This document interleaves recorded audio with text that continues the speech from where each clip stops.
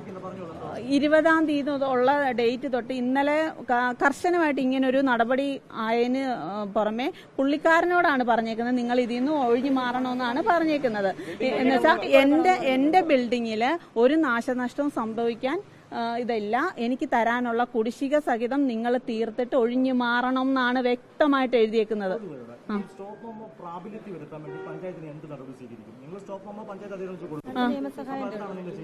ഇനി നമ്മൾ നിയമസഹായം തേടും.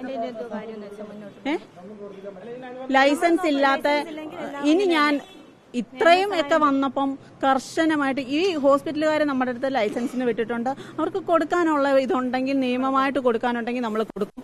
അല്ലാതെ ഇനി ഈ കെട്ടിടത്തിൽ ആരും ഇങ്ങനെ സ്ഥിരമായിട്ട് ബോർഡ് വെച്ച് പ്രവർത്തിക്കുന്നു അവരെ നമ്മൾ നിയമപരമായിട്ട് തന്നെ ഇടപെടാനാണ് ശ്രമം.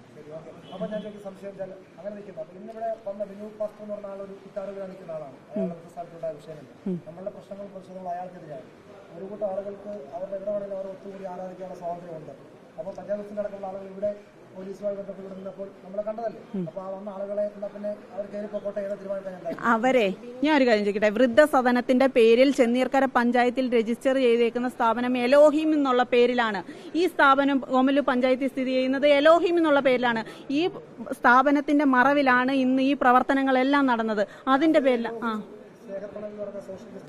പക്ഷെ ഈ എലോഹിം അത് ഒരു മിനിറ്റ് സ്നേഹത്തണൽ എന്നൊരു ഇതൊന്നും പഞ്ചായത്തിലെ പെർമിറ്റിനകത്ത് വന്നിട്ടില്ല.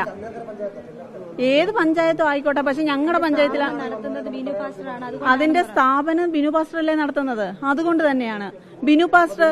എന്റെ വാർഡിൽ ഒരു ഡോക്ടർ എനിക്ക് തന്ന പരാതിയുണ്ട്. ഒരു മെമ്പർ എന്ന നിലയ്ക്ക്, പഞ്ചായത്ത് പ്രസിഡന്റിനോ ഒരു മെമ്പർ എന്ന നിലയ്ക്ക് എനിക്ക് തന്ന പരാതിയുണ്ട്. പുള്ളിയെ ഈ അകത്ത് പോയേക്കുന്ന ഗുണ്ടയും ബിനു പാസ്റ്റർ ഉൾപ്പെടുന്ന ആളുകള് വധഭീഷണി മുഴക്കിയെന്ന്. അതിന് ഞാൻ ഒരു നടപടി എടുക്കണ്ടായോ?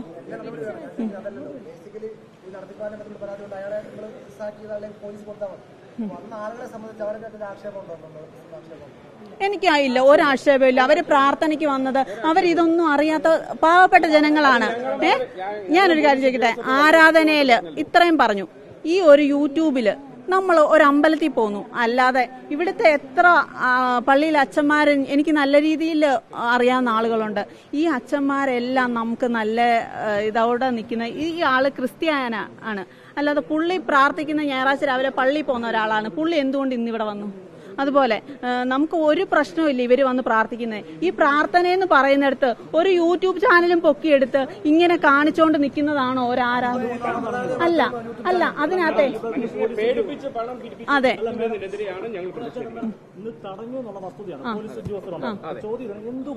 എന്തുകൊണ്ട് തടഞ്ഞു? കഴിഞ്ഞ ദിവസം ഞാൻ വന്നത് ഈ സ്ഥാപനത്തിൽ കണ്ടത് ഒരാളെ പൂട്ടിയിട്ടേക്കുന്ന ഈ ഒരു മിനിറ്റ് പോലീസ് ഉദ്യോഗസ്ഥരോട് വളരെ വ്യക്തമായിട്ട് ഞങ്ങൾ പറഞ്ഞു. ഞങ്ങൾ ഒരു ലോ ആൻഡ് ഓർഡർ ഇഷ്യൂ ഇവിടെ ഉണ്ടാക്കത്തില്ല. ഞങ്ങളുടെ പ്രതിഷേധം ഞങ്ങൾ അറിയിക്കും.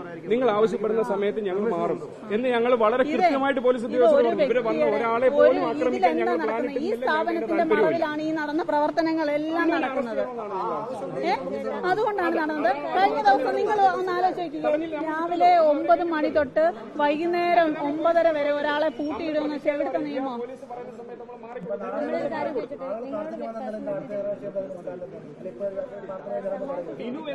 പ്രാർത്ഥന കഴിഞ്ഞ് ഇറങ്ങുമ്പോൾ ഞാൻ പ്രാർത്ഥനയ്ക്ക് കയറിയിരിക്കുന്ന ആളെ ഞാൻ ഇനി എന്തിനാ തടയുന്നേ? പക്ഷെ ഈ പുള്ളി വ്യക്തമായിട്ട് പഞ്ചായത്ത് പ്രസിഡന്റിന്റെ വൈരാഗ്യം എന്ന് പറഞ്ഞതുകൊണ്ടാണ് ഞാൻ ഇന്ന് മീഡിയയ്ക്ക് മുന്നിൽ വന്നത് ഇത്രയും വ്യക്തമാക്കിയത്.